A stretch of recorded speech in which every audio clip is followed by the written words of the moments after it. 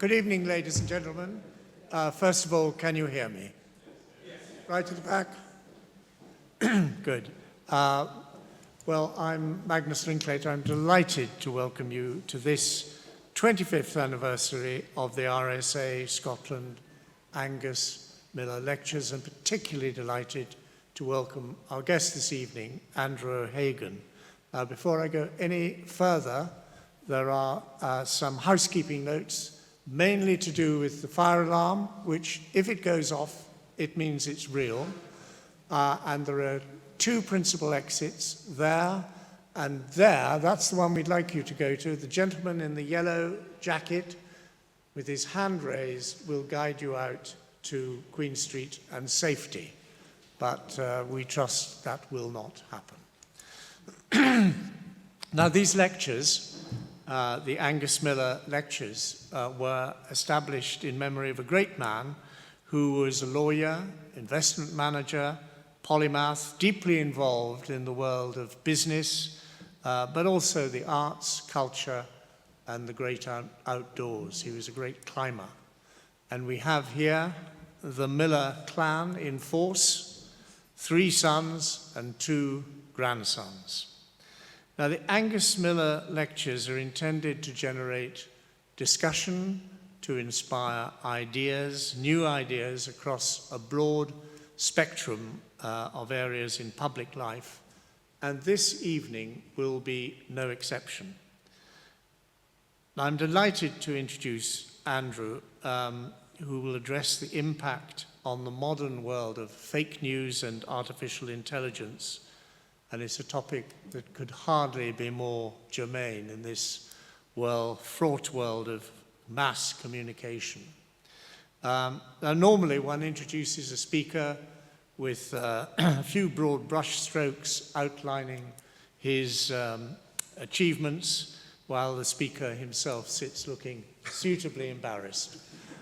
So I'm going to do exactly that, except, but I do want to do just a little more. Because Andrew's journey has been so remarkable, from his difficult working class upbringing in North Ayrshire, which informed his first 2 wonderful books, The Missing and Our Fathers, to his long association with the London Review of Books, where he's produced some, in my view, of the most remarkable examples of long-form journalism, so important and so sadly lacking in today's newspapers. He's a novelist, 3 times nominated for the Booker Prize, and has won numerous awards down the years. His latest, Caledonian Road, published this year, is a Sunday Times bestseller and a finalist for the Orwell Prize. What I, as a journalist, admire in particular is his ability to tackle difficult subjects of real contemporary significance, to investigate them in painstaking detail, and then bring them to life in a way that makes for a compulsive narrative. They range from his fraught experience as a ghostwriter to Julian Assange, which is a story in itself, to an extraordinary 35,000-word essay on the identity of the founder of the Bitcoin. I might have cut that down if I'd been your editor. Yeah, I think well, there we are. To more recently, a fascinating 6-part podcast called The Belgrano Diary, based on the account kept of the sinking of the Argentinian battle cruiser, the Belgrano, by one of the crew of HMS Conqueror, the submarine that sank it.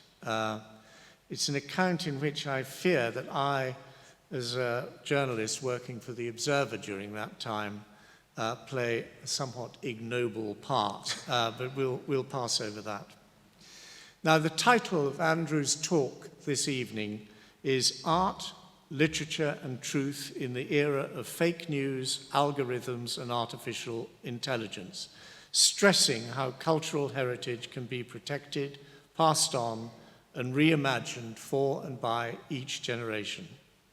I cannot imagine anyone better qualified to address that critically important subject, and so I'm delighted to introduce Andrew O'Hagan.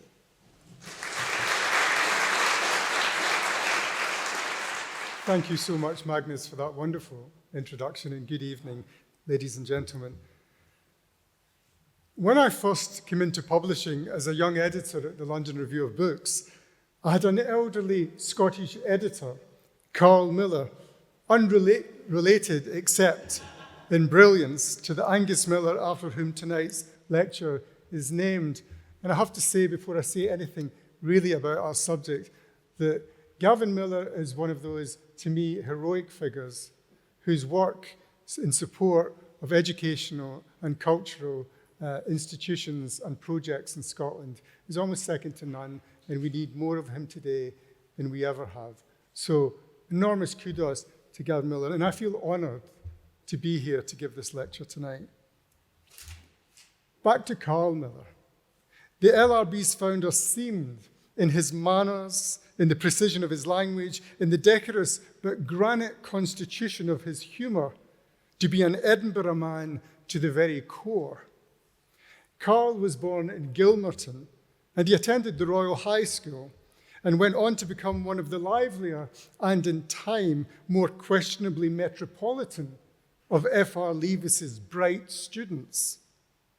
Although he quickly identified me as a West Coaster, a friend, as he liked to say, to sectarian snobs and Glasgow hardliners, he recognised that we shared what Robert Louis Stevenson once called a strong Scots accent of the mind. Years later, when he was an elderly man and I came to collect him for a driving trip, he inspected my face with a certain unmistakable Carlton Hill disdain. He made a remark about my general cheerfulness. "Don't think I haven't noticed," he said. "Everybody's noticed. You're culpably happy." Carl had an odd relationship with technology. As we drove the highways and byways of Burns country with Seamus Heaney one time, Carl kept staring at my sat-nav. He christened her Tinkerbell. "Andrew," he said, "regarding Tinkerbell here, she seems to know everything, but does she know what's in our hearts too?" Carl's expressions and the thinking of the Scottish Enlightenment wizards he admired so much made me want to understand what art was all about. And in my time, that wish has both been augmented and troubled by the rise of the machines. In no zone of our better utopias did we ever imagine that our computers might come to tell us who we are, in advance of us being who we are, or trying to be. And I would stay early in this lecture, taken in the spirit of the great Angus Millar, with a wish to better comprehend the nearly incomprehensible, that we are now on the cusp of a philo-digital revolution, a revolution of the human capacity for wonder, in which the fight may be on to persevere and to make exist and to make survive our moral sense. This is the challenge. To me, the arts will be the front line, both of the uprising and its counter-revolution. I'm not talking about the so-called culture wars here, but about art making itself, the creative impulse, and how it can be guessed at, imitated, or reproduced by our computers. And to gain access to this story, let me draw us back to the literary impulse itself. "Don't tell me the moon is shining," wrote Chekhov, "but show me the glint of light on broken glass." That statement contains all the instruction that a student of creative writing will ever need. Not merely show, don't tell, but like a tiny piece of intellectual onomatopoeia, Chekhov's statement sounds like the thing it describes, and only a human intelligence, a self-fertilizing cognition, could direct your attention as he does to the broken glass. We live in an era when our heart's desires, or a broad, cynical guess at them, can be harvested by the machines we use and sold back to us as imperatives or must-haves, as consumer choices, in fact. Our computers are already masters of a universe in which telling is programmed to outgun showing. To artificial intelligence, the truth is what may be spoken after the ducking stool of errors, is what remains after the machine has identified how the other options don't work. That's how computers are. A computer will tell you 1,000 times, and without a touch of memory or sonata, that the moon is shining, but never in a month of programmed Sundays will they show you the glint on the broken glass reflected from the moon. They have no poetry. They never will have. And it's a matter of urgency for us to openly discuss it with one another. Why the surrender to machines which have no human soul and no poetry? This is our problem to overcome as lovers of art, or surrender our independent minds. Let's stay with the theme of light. Gathered here as we are on Queen Street, we're only a couple of 100 yards from the top room in Heriot Row, across the gardens there, from where Robert Louis Stevenson looked across, right across the gardens, as he describes himself in his writing, and saw lights like these, and imagined a freedom of the imagination that might take him across the world. Lighthouses, of course, were part of it, in that family especially. And we are now as then only a few miles from one of those lighthouses built by his own family, the Stevenson Lighthouse on Inchkeith. It had a candle power of nearly 270,000 and a range of 22 nautical miles. To my mind, and possibly to the young writer of Heriot Row, that light was more reliable than the moon. And like so many, it has been helping humans through the dark and saving lives since 1803. Here, at a still point of the turning world, where the North Sea and the Northern Lights may work their particular magic. Young Stevenson was often sick, as you know, at his window, and it's the fiery human imagination he had that we might remember in this time of programmed appetites. He was a magician of fresh minds and moralities. He sat poised, imagining a world out here of rough seas and beckoning lights, of swashbucklers, of lovers, of thinkers, of dreamers, of Samoans, of Bournemouth. That's a writer's mind. That's a writer's capacity. Robert Louis Stevenson.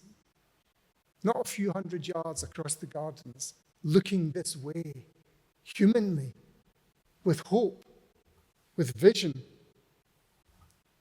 Alison Cunningham, his beloved nanny, would find Lewis at the window, sending his imagination across here, like a beam from one of those family lighthouses. The sheer force of mind, the artful mind, waiting for morning, as the engineers must often have waited for calm. The boy was caught between the waking and the dreaming state, as so many artists are. He yearned for the sleep he also dreaded, wherein, quote, the horror of infinite distance and infinite littleness concertinaed through the landscape of his imagination. And there we have it, in his own words, the feel of humanness in the imagining, the existential discovery of the thought that can be both coined and minted in the same breath. That's the creative capacity we're talking about. Artists work not from programmed thinking or from sifting errors, but from vision, a vision that lights from within. And the power of vision is one of the great elements in life that this society this Edinburgh society, our society across these islands and across the world, was born to protect, I would say. The key word is imagination. For this is what we're talking about here in this handsome building in Edinburgh this evening, and always talking about in the arts, when we approach the idea not only of literature, but of community, shared experience, progress. The imagination is, in fact, our best currency, and no money is better spent in a town, in a region, in a nation, which is always an imagined community before it is anything else. No currency is stronger than that which is spent in the deepening of human experience and human bonds. When we speak of enlightenment, we speak also of community ties, of the valuing of children's education, an enrichment of shared values and a commitment to mental health. Enlightenment, a belief in an infinity of illumination and human growth, and at a local level, entertainment, humor, love. That is what we call, or we may call, or we may fight still to call, the chief province of the arts.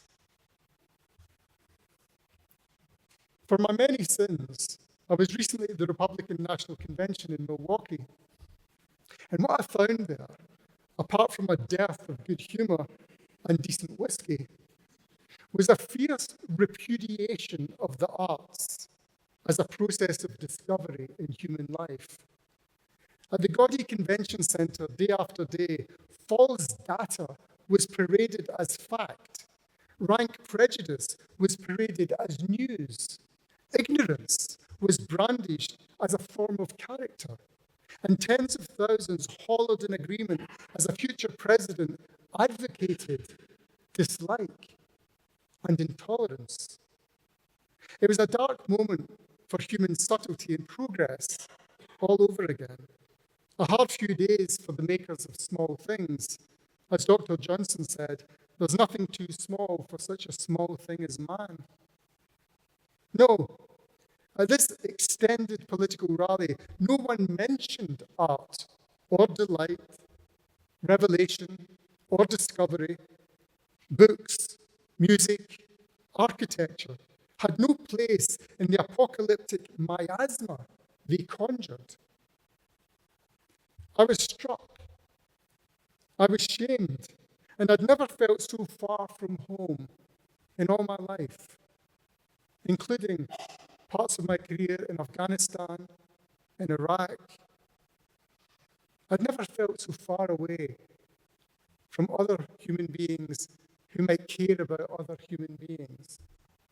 No arts, no humor, no irony, no magic. 2024 in Milwaukee. But look, these are immoderate times. And I would argue that as writers and readers, we are frontline workers in the fight for reality now. Reality is the debatable, the great questionable, the sometimes unreachable, even by our paid and official media. More than a dozen years ago now, I got involved for yet more of my sins in several stories that attempted to pose a question to the producers of fake news and false information, players who can broadly be understood in today's world not only to be politicians, but in many cases commercial marketeers and members of the media, both social and mainstream. Each of these three centres of questionable excellence and their myriad tributaries are cynical powermongers, and it is against their bad fictions that literature and art must take a stand. I'm talking about fake newsmakers, social media, and the official media promulgating and living within lies. The honest, the inclusive, the ambiguous, the uncertain, the vulnerable, the undecided. These are, in fact, the voices of literature, not those who would make a leviathan of invention and call it the state. Literature is the art of the particular and the soulful, the open-hearted, the human, as opposed to the monolithic messaging and propagandizing that characterizes both political power today and social media grandstanding. Speaking truth to power is itself a beautiful power. Freeing human minds from the habits of sectarianism is the work of culture.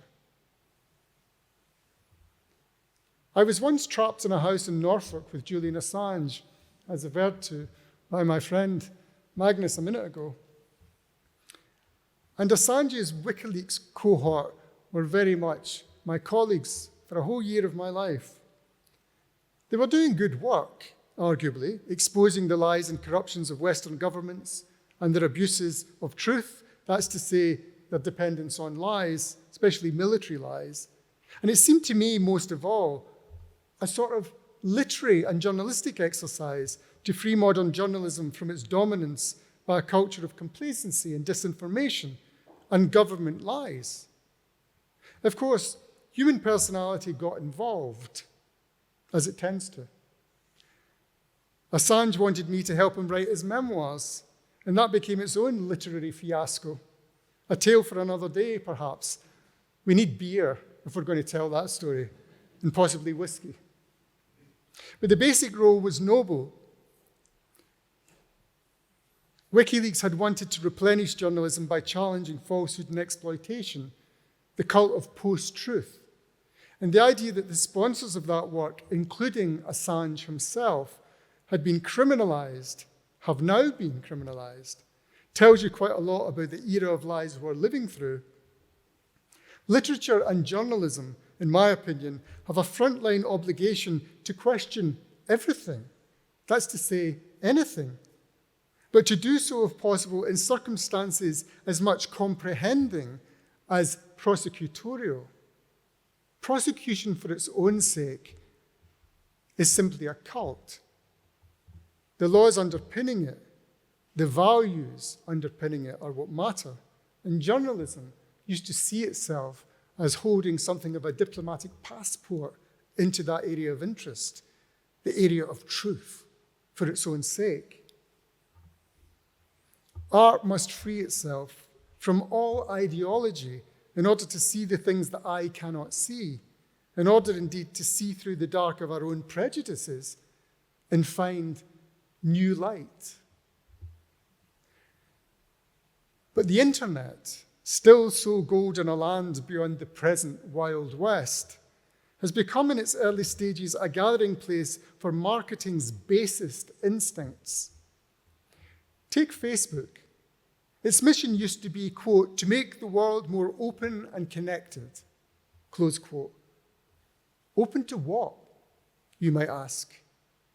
Openness is one of those watchwords that appears at first glance to have all the virtue, all the vague virtues attached to such words, a kind of woo-woo approval of the outed, the recognized, the somehow freed up, the tolerated, the encouraged. It seems to bring all that with it, openness. If we're open, it's good, right? But Mr. Zuckerberg's version, his version of openness may in fact represent a closure of human protections. Is open still good if it's open to the manufacture of truth? Is it still a good thing when it's about exposing people's privacy and stealing their data in contravention of their basic human rights? In 2017, Mark Zuckerberg told the world that he wanted to give people, quote, the power to build community and bring the world closer together. But did that happen? What was it that came together and is still coming together in the name of community on Facebook? Let me venture that it is a supremely unartistic vision of human progress tied to the conglomerate ethos. Instead of promoting rights, did Facebook, did Amazon, did eBay, did not every company within the reach of such technology not harvest all your private data and work out how to describe back to you your heart's desires before you even realize them yourself. That's their raison d'etre. Further, that's their business model. I've been in those meetings. That is their business model, to sell you what you don't quite know with any great accuracy you want.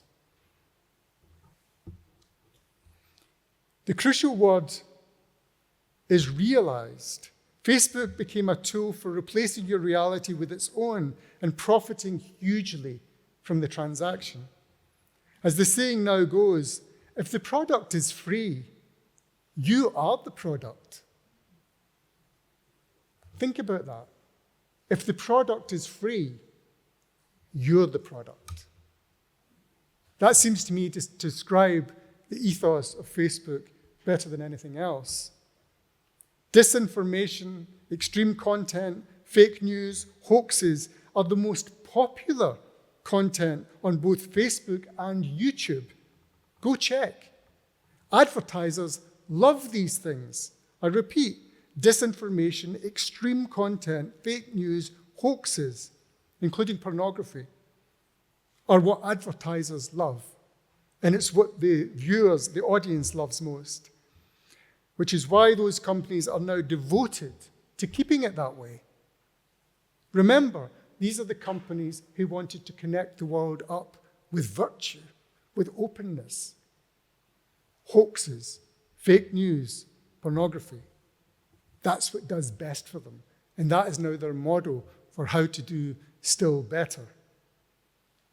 Second guessing what you want and giving it to you is now their only strategy, which is the opposite of what the creative industries do, and detrimental, I would say, to both mental stability and human progress. Any of you who have had a teenager in the house during these eventful years of the rise of these companies will know that there's a new fight on in the house. It used to be about who controlled the remote control. Now it's about how to save your children's morality from people who would make money out of their worst instincts. My friend John Lanchester, the novelist, pointed out that Facebook, quote, has an inherent tendency to fragment and atomize its users into like-minded groups.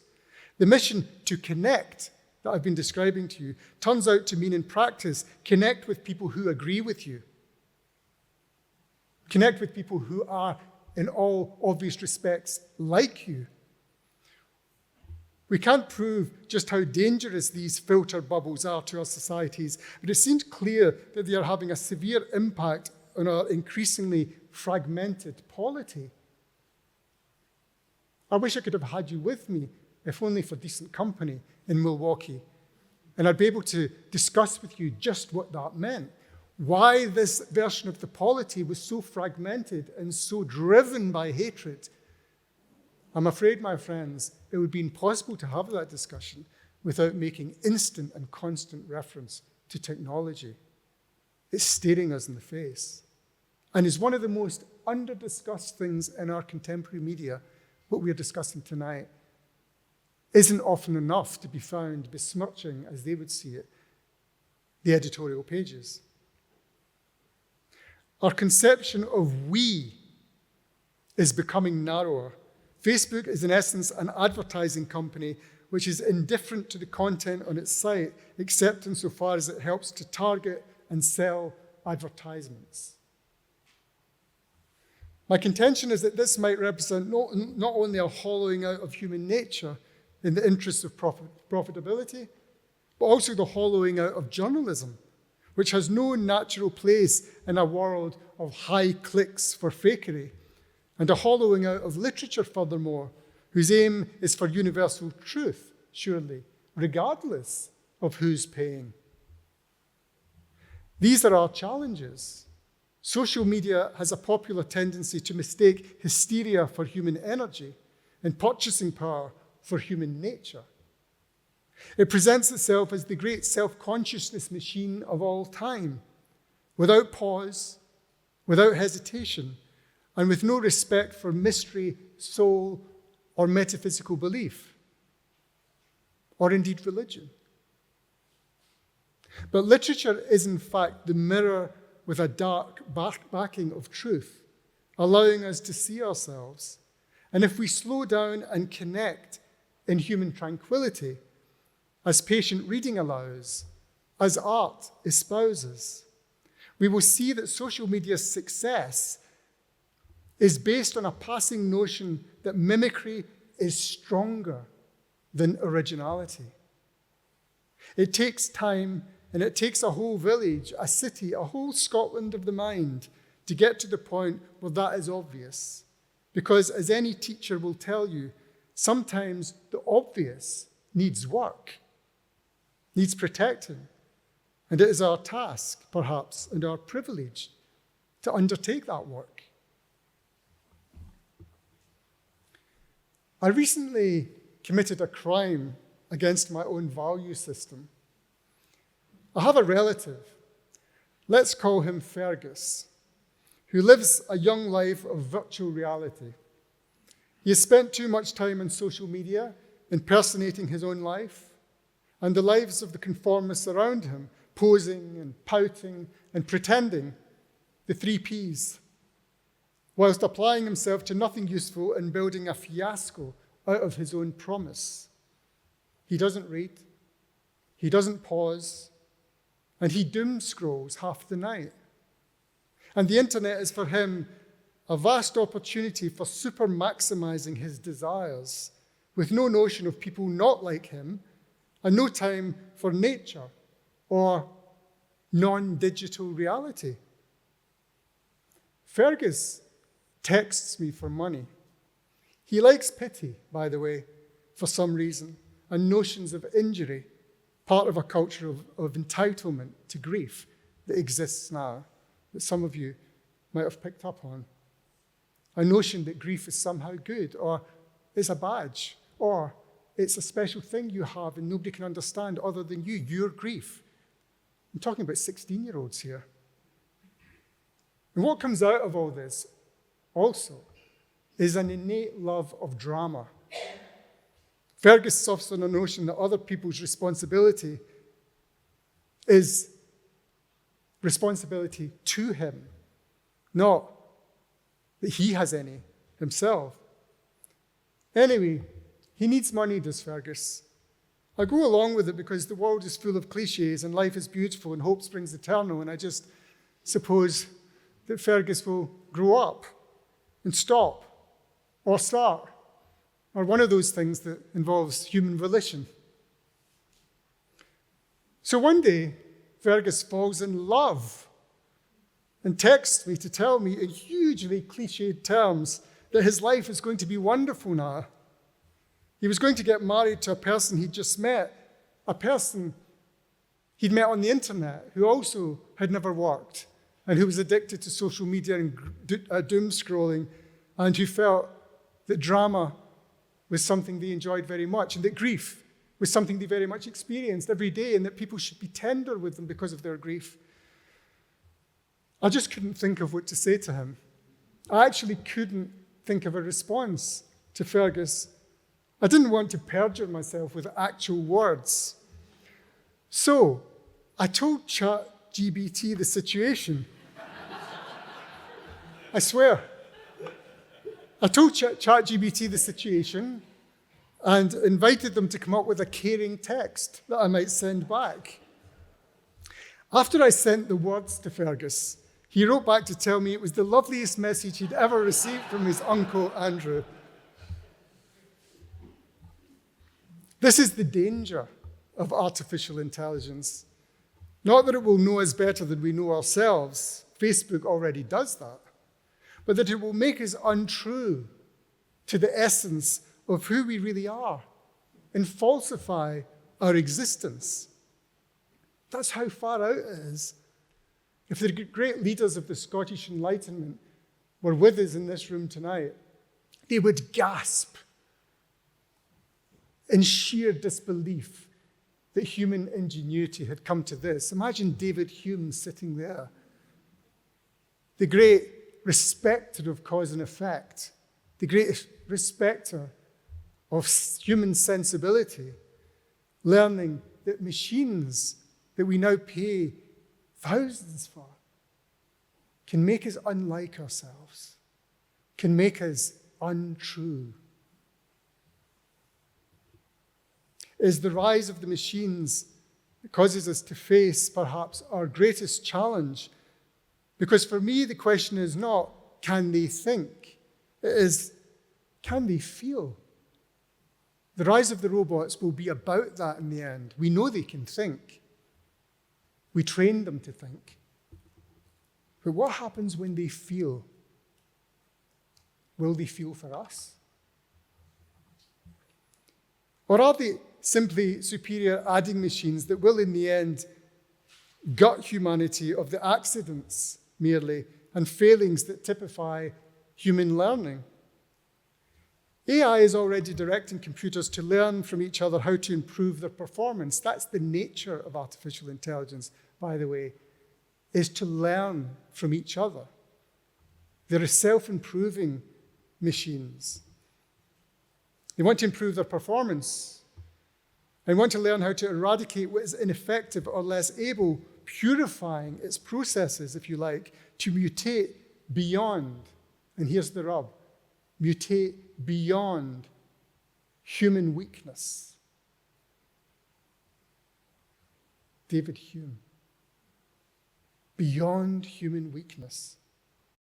We have programmed our computers to become enslaved to improvement, in fact, such that it may grow to weed out the human itself.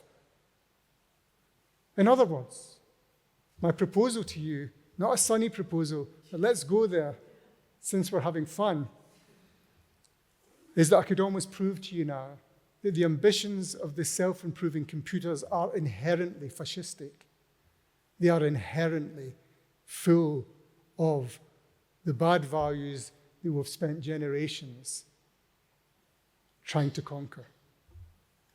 That, my friends, only underscores the point and the function of art and literature, as I understand it, in a way that AI never will, to think beyond mere efficiency, to imagine outside the bandwidth of digital improvement by protecting the underdog, by respecting the idea of difference, the notion of the less able, and preserving the right and the value to fail, to feel, to be different, to be an exception, and to thrive in a spiritual realm beyond profit. That's a human desire. Artificial intelligence has no time for that, neither for the spirit nor for its ambitions or its evocations. No. Above all, endlessly improving and exploiting laptops, there should be a quote from Samuel Beckett: fail again, fail better. Because AI is in danger of promoting a sort of eugenics, mimicking the worst parts of Darwinism. And what it misses, always, and on every occasion, is compassion. If we don't install checks and balances to the ruthless minds of our tech, survival of the fittest will come all the way around to extinguish the flame of human variety and human compassion. They're programmed to do so. Because here's the thing. Human compassion is inefficient. It's expensive. It's a waste. Except, you'll all be saying in your hearts and your lovely minds now, of course it isn't. A computer can show us the slopes of Glencoe and the rings of Saturn, but it will never provide, and only art will, the experience I had not long ago, driving through a faraway forest in southwestern Australia, of driving slowly, deliberately, through a great canyon of tall trees, with an epiphany of light pulsing through the trees, and the blue sky revealing itself, while the green parrots came shooting across in front of me, and a red-winged fairy wren stood by the road, a road that went on forever. That experience wasn't efficient. It wasn't useful to the progress of profitability capital, or self-interest. It was simply beautiful and ennobling, a moment of human aloneness in a forest, such as you've all experienced. The stuff of life. For the record, Charles Darwin didn't have a great time in March 1836 when he went to that part of the world, stopping off in Albany.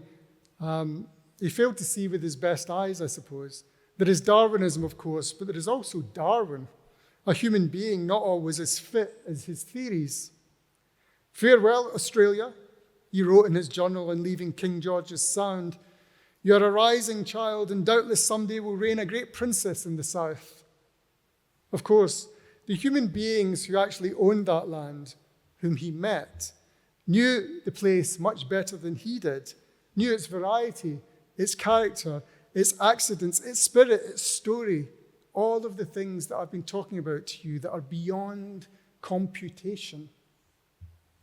This place, this gathering, this fellowship, surely of all the gatherings and fellowship, must value what is true in spirit and what is beyond computation.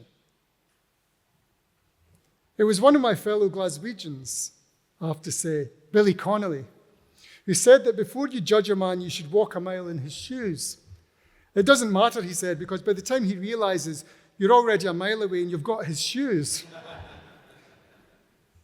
Inside the joke, however, there's a dream of empathy that lies beyond artificial intelligence in the world of real intelligence, a factor that may reign over all other computations if we only allow it to. The most important thing ever said to me about the arts was said by the late filmmaker Bill Douglas, another genius from the pit village outside Edinburgh known as New Craig Hall. And I had dinner with him once in the long-ago mists of my 20s. The thing we must always remember about the arts, he said, is that they need protecting. Artists need looking after. I want to remind my colleagues and my peers of that every time they vow to disown an excellent, well-meaning, well-judging sponsor. The arts need looking after by intelligent people and organizations. For all of us here tonight, that might stand as a difficult truth against the heresies of profitability. We live, those of us waiting for greater and more powerful beams from more persistent lighthouses even than those seen by the great Robert Louis Stevenson. For a way beyond all the darknesses of our own making. And that is the goal of great arts organizations, fellowships, and festivals all over the world. Ladies and gentlemen, to resist that which flushes out or rejects the human spirit. Let us close then, for now, and then open up to your views. Let us close with a cry for light, a light we know, the light of the world and of the human imagination, captured so beautifully in the words of that Celtic poet, Dylan Thomas. Do not go gentle into that good night. Old age should burn and rave at close of day. Rage, rage against the dying of the light. Good men, the last wave by, crying how bright their frail deeds might have danced in a green bay. Rage, rage against the dying of the light. Wild men, who caught and sang the sun in flight and learned too late they grieved it on its way. Do not go gentle into that good night. Grave men, near death, who see with blinding sight, blind eyes could blaze like meteors and be gay. Rage, rage against the dying of the light. And you, my Father, there on the sad height, curse, bless me now with your fierce tears, I pray. do not go gentle into that good night. Rage. Rage against the dying of the light. Thank you.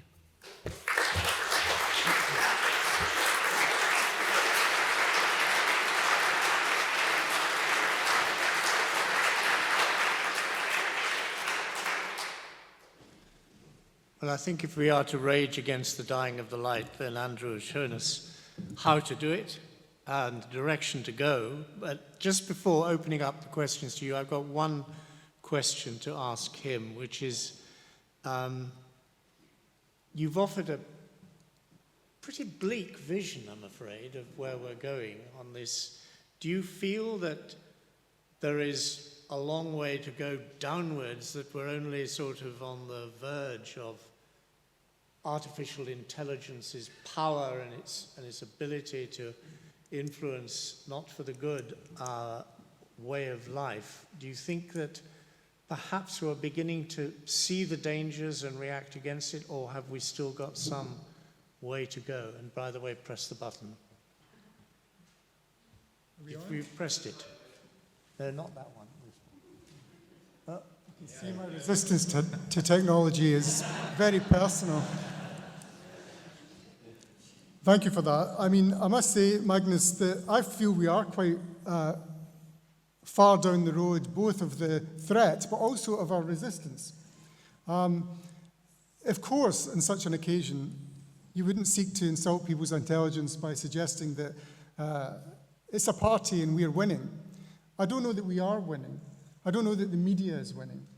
I think that Rupert Murdoch's vision of how to run a news organization, and many of the followers and like-minded, have shown us that the truth itself is under threat. The entertainment and distraction have, I think, taken over, except that the human urge to resist that is very, very powerful, and the arts are thriving all over the world. We must remember, and this is the, as it were, the sunshine at the center of a dark lecture, is that human beings always do much better under pressure and under conditions of dark and oppression. I remind you of that famous scene and words spoken by Orson Welles in The Third Man, where he points out that although there they are on the cusp of a terrible international disaster, the threat to Europe of dark forces in that time, he said, look, the arts always do well under situations of threat. The Italians, under centuries of battle, incest, exploitation, killing and maiming, produced Michelangelo, Da Vinci, Raphael. Whereas Switzerland, which has had nothing but peace and harmony for thousands of years, produced nothing more interesting than the cuckoo clock. So let's cling on to that idea that dark as the times might be, there's a great flourishing of artistic endeavor and also of fresh human spirit and belief in these times. Actually, I'm here as the doctor to name the disease tonight. But there are many physicians close to hand, all over the world, in the arts, in journalism, in government, in all sorts of organizations who are already assembling to resist these spiritless and rather deadening forces which exist in the world of marketing and profitability. So I think it is actually quite a sunny outlook when we get to it, but we're going to have to go over this. We're going to have to accept that the machines are not our best friends first. And I think that we're a wee bit distant from that yet.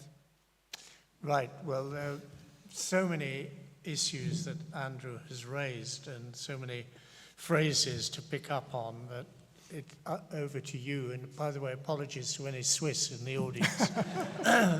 So raise your hands, and I think there is a microphone. So we'll take a question there, and then there's a question in the front. This is a question for both Andrew and Angus, if Angus wants to answer it. Tonight's talk was all about fake news now and in the future, but fake news has been going on since man learned to communicate. We've been passing on fake news. So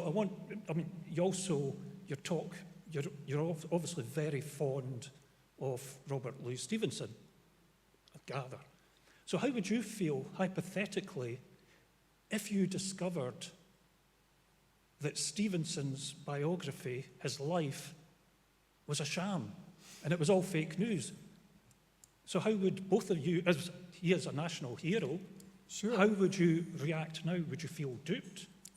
I will be interested in hearing Magnus on this. Of course, as you all know, this is a long and distinguished career in journalism, not least as editor of The Scotsman, and he must have noticed changes, not only in news gathering, but in the respect for news and some of those relationships that once existed between correspondents and sources, whether they be government sources or elsewhere. So I'll turn very quickly to him in a second.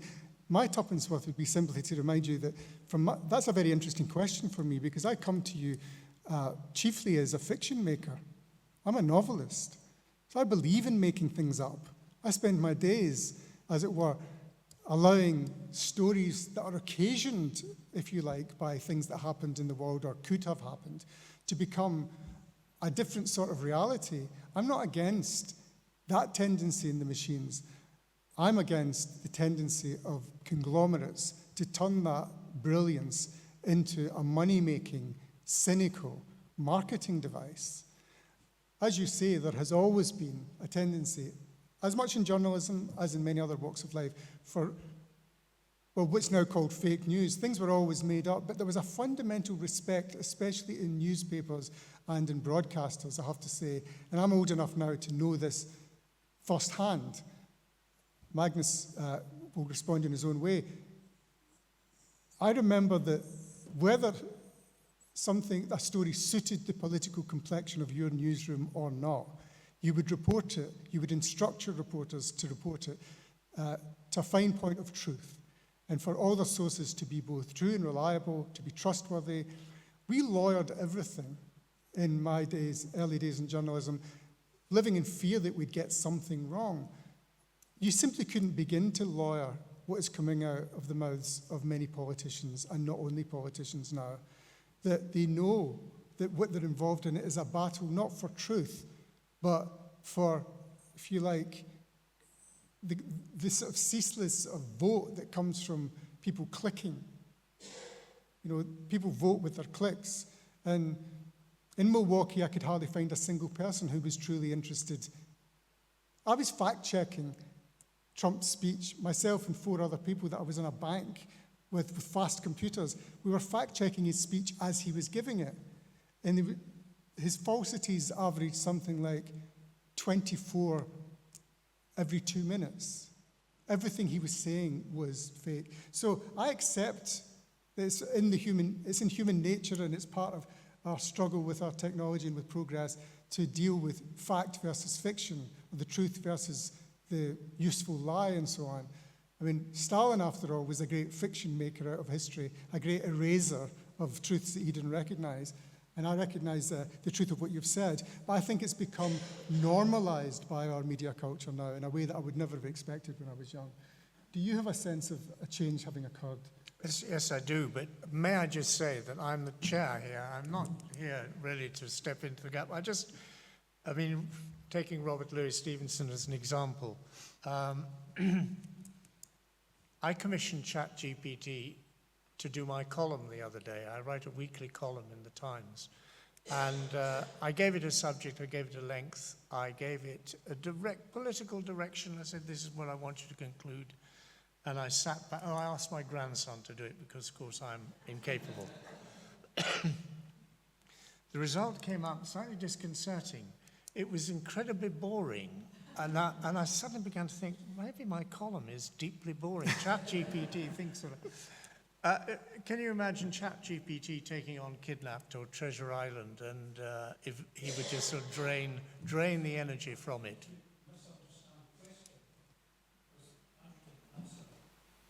The question is, how would you feel personally if you discovered that Robert Louis Stevenson's biography was fake? That's the question. How would you feel as somebody who's obviously fond of Stevenson's life? That's the question. It's not about his books, his fiction. It's about the biography. Well, How would you feel if that was faked? well, I would object to it being faked. If any writer, I would object to it being Yeah, faked. that's the answer. Yeah. So Yeah. that's what I want to hear. How you would feel about something that was from the past that you now discover. No, I was rely fake. on the notion that writers produce accurate and reliable material. And I think I've read all the Robert Louis Stevenson biographies, and when there is something which is questionable, I would question it as a reviewer or as an essayist writing in the London Review of Books about, that book. No, I think readers have every right to expect that the material, if it's advertised as non-fiction, which obviously a biography is, it's a clear form. It's a form of truth-telling. And if it turned out that it was fictionalized or just made up, then I would object. Question here. Andrew, thank you for that very interesting address. You finished saying we must rage against the dying of the light, and I think everything you said during your lecture gives us this sort of feeling of doom and dread and dystopian nightmare. And you finished by saying, but there are people all over the world who are assembling to do something about that, to rage against the dying of the light. What I'm wondering is, what is the nature of that assembly that needs to take place? Given that I personally feel, maybe lots of other people, that we're almost past the point of no return, in the same way that some people think that global warming is past the point of no return. We can't do anything about it anymore. Have we got to the point where there is no point of no return? And if there is still hope, what is the nature of this assemblage of people that will make a difference so we can go back to some semblance of, I'm not sure normality is the word, but something that we're prepared to live with and be happy to live with? I think people are already discovering that artificial intelligence doesn't provide what's necessary for human sustenance spiritually. I think people in offices and organizations, if you go to California and you go to Silicon Valley and you start interviewing people who have worked, we're now long enough down the track to be able to talk to people who have been working for decades within some of these companies. And what they're beginning to recognize, and what many of their followers are beginning to recognize, is that there's a natural resistance to the idea that Facebook, YouTube, and all those organizations can replace true human contact, the arts, literature. There's an absolute resistance there. It might sound dark and gloomy to say it, but no more than it would have sounded dark and gloomy under communism for a novelist to give a lecture about the threat of totalitarianism. I can't make that sunny for you. All I can do is describe to you from the inside of my own reporting what it looks like. And what it looks like at the moment is a huge human challenge. Now, there's room for humor, there's room for enjoyment of that technology at the same time, but no more could I be sunny about it than I could have been sunny were I Solzhenitsyn in 1972 giving a description of life under Brezhnev. It just wasn't possible for him. Now, there were other factors at play. That's to say, other individuals who felt differently about the communist experiment or the Soviet experiment. I'm just using that as an analogy. One could say the same of right-wing governments in Chile, or, the international human affairs, I think, sometimes have to be faced in their threat before we get to the human revival that it might engender. And I think very often threats do engender the survivalist instinct in human beings. Physician, heal thyself. Here we are in the Great Hall of Physicians. That's the thing we know best. I got into trouble once for saying that, trouble from some of my Glaswegian writer colleagues for saying that when somebody asked me who was the great muse of Scottish literature in the 1980s, and I said, Margaret Thatcher. And I had no time for Margaret Thatcher, except when you really slow down and get some of the, fear out of your voice, you realize she was actually quite good for resistance, because people disliked her so much that you ended up with James Kelman and Janice Galloway and Alistair Gray and Tom Leonard and, You know, that's before you even get out of Glasgow and get over to Edinburgh. The resistance was strong, it was flowering, it was powerful, it was energetic, it was full of light and energy. That's what culture is like. I'm not trying to diagnose a darkness. I'm trying to say within the darkness, watch for the light. Take your chance. But you can't get to the light before you've recognized that the surrounding darkness is actually provocative. Now, provocative in a negative way, sure. But out of that negativity, we will find, I think, a whole generation of national voices in Scotland, particularly, because we're good at resistance in this country.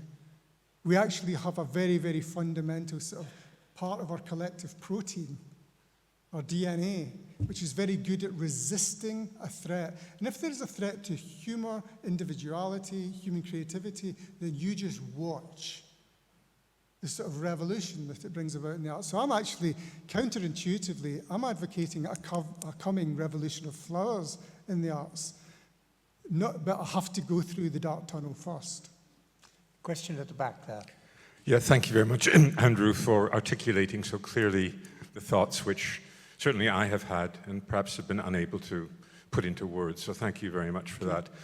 My question really relates to speaking truth to power, which you did mention.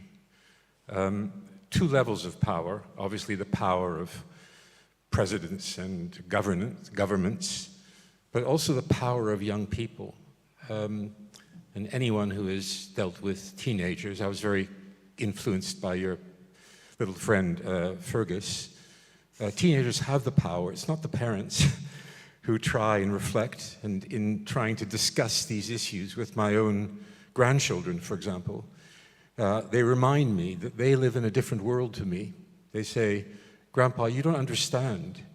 You don't understand what we're going through. You don't understand how important social media is for us. You don't understand the way in which we live our lives. So it closes down a discussion which should be intergenerational, but a young generation perhaps which is not so open to the truth that we believe, and certainly governments that are not open either to certain truths. They have their own truths which they want to reinforce. So how does one get across these important issues, these arguments, both above and below? I think it's thank you so much. It's the huge question of our time, I think. We can go at it cheerfully, we can go at it with all our spirit intact, but it nevertheless is the great challenge of our era, because I'm afraid, whilst accepting that the Oedipal urge is ripe and alive everywhere, I say that as a father. Everybody wants to kill their father, and it's my turn. I have a young person who would like to see the world in her terms primarily, not mine, and I appreciate that. I educated her for that. I want that. But there are things in which she's perhaps overconfident in her rectitude. And one of them is that she can live in a world where you can have not only your own opinions, but your own facts. I resist that. I'm here tonight to talk about my resistance to that. You can have your own opinions. You cannot have your own facts. I would say that to a whole newsroom of colleagues, and have done. Let me give you an example very briefly. During the Grenfell Tower fire, in the days following that fire, and I dare any of you who are sufficiently interested to go and look at the respective headlines in various British newspapers after that event. Now, the papers that have long pursued the view that London is the international headquarters of inequality and that rich Tory voting white people wanted nothing more than to put people of colour into ghettos in Britain, tower blocks and so on, with no interest in their safety or their welfare. They felt vindicated by that fire. And they ran editorials and front-page news stories which were full of a sense of vindication. Other papers who didn't feel that ran the opposite, saying this was a terrible, unfortunate event, and they put the blame elsewhere. If you tried to say, as I did at the time, let's look at the facts. Let's interview everybody in the fire service, everybody in the architect's office, everybody at Cellotech, everybody who produced those coatings, everybody who escaped the fire. And I spent a whole year interviewing 300 people. But when I published the piece, because it didn't immediately blame the people who worked for Kensington and Chelsea Council who went to private school, I had somehow betrayed the ethics of The Guardian. Now, we don't have enough time to unpack everything that means, but just to address your question, sir, that's one of the things that means. Each paper wanted to be in possession of its own facts, irrespective of what could be proved or what could be journalistically discovered. I interviewed as many of the Muslim women, for example, among my many interviewees, or many of the Muslim women who escaped from the tower. Let me say, without hesitation, those women did not appreciate being described as slum dwellers.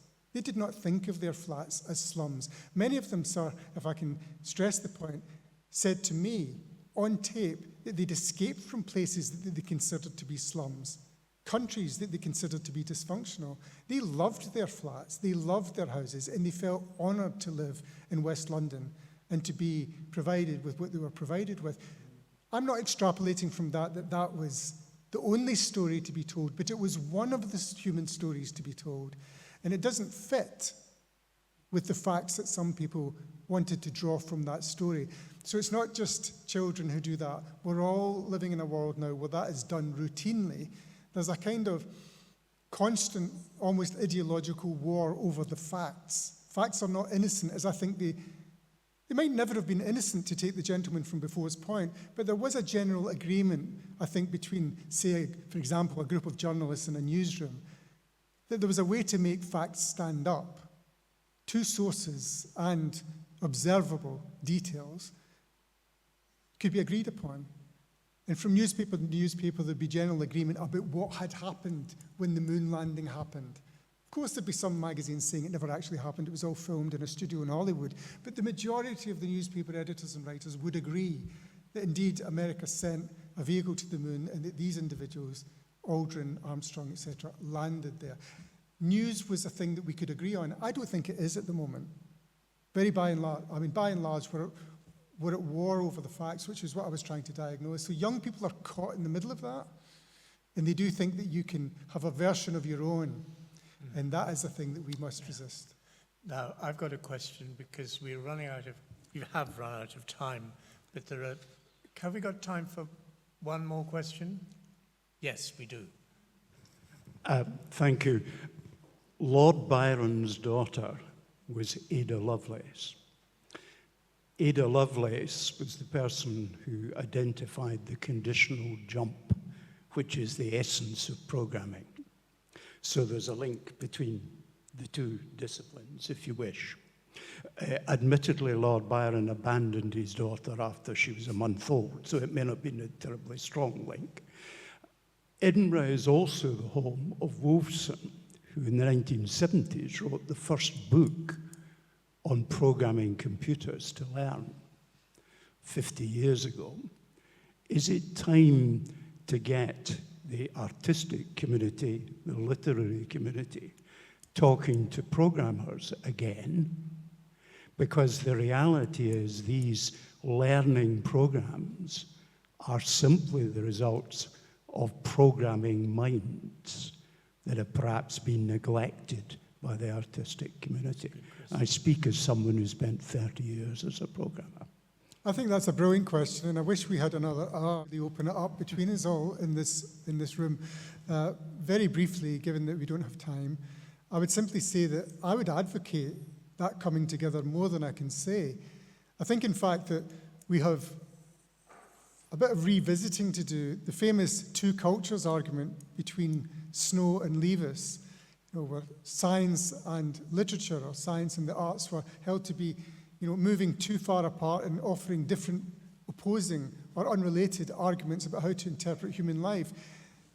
I think we ought to be looking to create, if you'll allow me the image, a double helix of science and the arts today, binding with all our greatest effort and all our greatest passion. It's really what I've been trying to say to you tonight, is to remake the double helix between science and the arts. It might sound as dark as any diagnosis does. Any doctor's surgery must sound dark when we're naming what is wrong. But we name what is wrong in order to fix it. That's the business that we're in. And that double helix the two cultures rewound for the digital age would be my project. If you gave me resources and a department and loads of clever people to talk to, then I'd be at it all day. Writers have a part to play in that, artists of all kinds, but so do business people, so do educators, so do governors, so, of course, do scientists. And I would like to see a great future, not only in this country, but especially since we're here, can I just say, and I am a Scot. Please, Lord, in this country especially, let there be that great new twisting excellence, that forward thinking. The arts doesn't have all the answers, of course, but neither does science on its own. I think computer technologists are often resistant, to think outside their field. And I would encourage us all to jump into this argument together. Yes, sir, I think we can take one more. Very short question, please. And I promise you a short answer. Andrew, that's very illuminating. Thank you very much. You mentioned Bill Douglas, and thinking of the film industry, Tony Kushner, who wrote the script for Lincoln, was attacked for making the point that Connecticut had voted for slavery. The state legislature had a fit because they'd voted against it. And he said, well, it was for dramatic effect, you see. It's what I call the poet's truth. Oh, yes. You recall that? So now the poet's truth, in effect, is a lie. This is long before Trump. I just wonder if there's ever any dramatic justification for the poet's truth. Yes, of course there is, but it's all to do with, if you go into Toppings down the road there tomorrow and you buy a volume of poems by Ted Hughes called Birthday Letters, the whole world knows those are poems inspired by his relationship with his late wife, Sylvia Plath. But they're poems. Everybody knows what a poem is, or at least they should before they start criticizing Ted Hughes for using or manipulating his wife's experience. We know that poets, since the beginning of time, have used, deployed, allowed poems to be occasioned by, whatever way you want to put it, their lives and other people's lives. It's like the point the gentleman made before. If it says biography, if it says non-fiction on the cover, then you have every right to expect that to be as close to provable truth as it could possibly be. But with poetry and fiction, well, you have a license. You use the word, and it's a useful word. I write novels in the full understanding that the people who buy my novels, if they buy Caledonian Road, which I've been out with all year this year, they understand that that is a book which has many inspirations from current reality in Britain today. Yet, because it's a novel, none of those characters should be expected to be facsimiles of anybody who actually existed. These are distinctions that we've established over millennia, and they matter, you know. And as long as we keep the label right and tell the truth about what it is, then we're okay. But I would agree with you, if it spills over into something else where people use the same names and make up stuff that they did, and the Lincoln story is instructive in that way. We do not want to be telling lies under cover of it being dramatically more interesting. I object to that. There is a lot of that going on, but again, as I said to the fellow earlier, I would want to keep a rigidity about what's true and what's not, if possible. Well, that, I'm afraid, is... We've gone over time with questions. So much to talk about. But meanwhile, I'm going to ask Ludo Miller just to give a vote of thanks. Well, first of all, a huge thank you to... no one here. Thank you. A huge thank you to Andrew for that. I think a very captivating, a very current talk, and one that I think we can all learn a lot from. I don't know what Angus would have made of AI. I actually never met him. He died the year I was born. But I imagine he would have had probably a healthy suspicion of AI. As someone who was something of a guardian of the truth, I imagine he would have not enjoyed the various ways it can be used to distort the truth. I certainly can't imagine him ever engaging in or condoning doom scrolling, something that I myself am a little guilty of as a man under 30. But no, thank you very much, Andrew. I think the phrase AI has no poetry is something that will roll over in my head for the next few weeks. I find Andrew's writing very much at once forcing you to stop and pause while also very much encouraging you to hear more, to read more, to turn the page. So I guess the greatest compliment I can give you tonight, Andrew, is that you write and talk in a way that, with a consideredness and an originality of thought that Angus would have admired very much. And I dare say, without wanting to knock AI too much, as I am someone who uses AI every single day, I think that originality of thought is probably something that AI will never be able to take from us, and perhaps will never be able to replicate. So thank you. Andrew's not the only person we want to thank tonight, of course. Magnus, thank you so much for chairing this and for stepping in at late notice for Andy Haldane, who's taken ill. Thank you also to Anne Packard and Amy McPherson from the RSA Scotland team, and also to Lena McPherson from the RSA London team. Thank you very much for all the time you put together for making this such an amazing event. And of course to the team at the Physicians Hall for welcoming us and putting together this evening. So one final thank you, if we could put our hands together for those I've just mentioned, and of course to our speaker, Mr. Andrew O'Hagan.